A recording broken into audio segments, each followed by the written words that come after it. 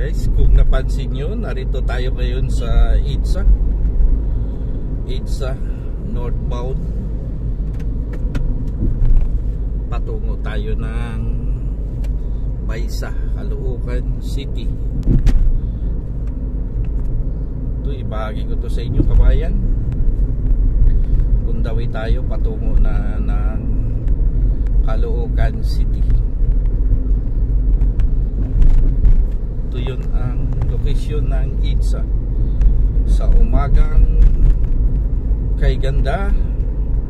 Ang oras natin ngayon alas 7:02 at saka 30 segundos.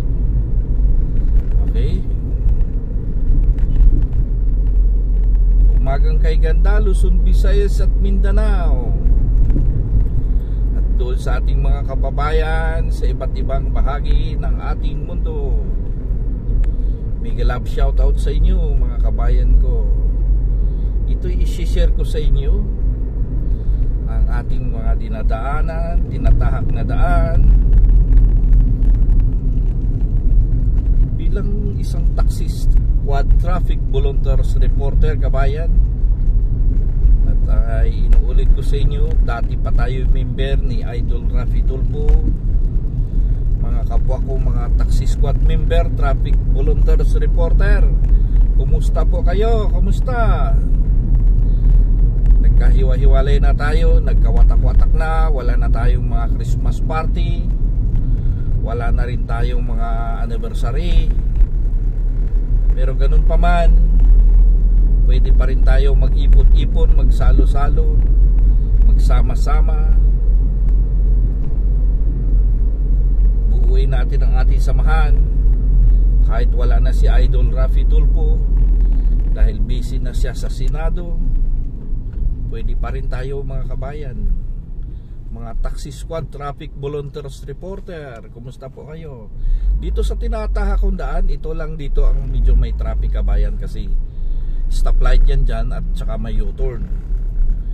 Dito sa may southbound, kanina ko pa nasilip, ang may traffic doon sa location ng Cubao, ibabaw at ilalim, pag going to Makati, build up na sa mga oras na ito. Tiyak yan, kabayan, kasi marami ang pumapasok patungo na ng southbound Makati, Pasay, yon o traffic, kabayan.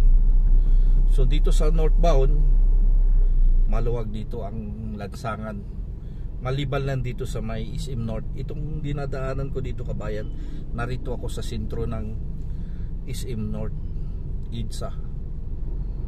Ang kasunod nito, Muñoz. Ang kasunod uli, patungo na ng Balintawak. Kakanan tayo doon sa service road, doon na papunta na sa Baysa, Caloocan. Yun ang grahe ko, kabayan. So habang narito tayo sa lansangan, ibabahagi ko sa inyo ang aking